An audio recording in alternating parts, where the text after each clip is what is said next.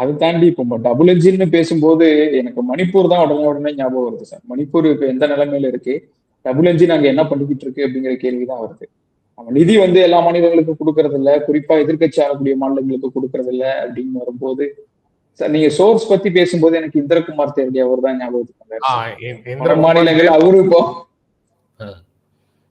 அவரு வந்து பல மாநிலங்களுக்கு நேரா போய் களத்தை பதிவு பண்ணிட்டு வரக்கூடிய ஒருத்தராகவும் மாறி இருக்கிறாரு. இப்படி இருக்கும்போது அவரு இப்ப கமெண்ட் போட்டுக்கிட்டு இருக்கிறாரு, ஆங்கில ஊட செய்திகளை தமிழில் பேசினால் பேட்டிக்கு ரூபாய் 3000 நீங்கள் பிழைக்க தெரியாத ஆள் சார் அப்படின்னு சொல்லிட்டு. இந்த சார்னு சொன்னாலே இப்ப வந்து வேற மாதிரி ஒரு பொருள்ல கொண்டு வந்து விட்டுருக்காங்களே.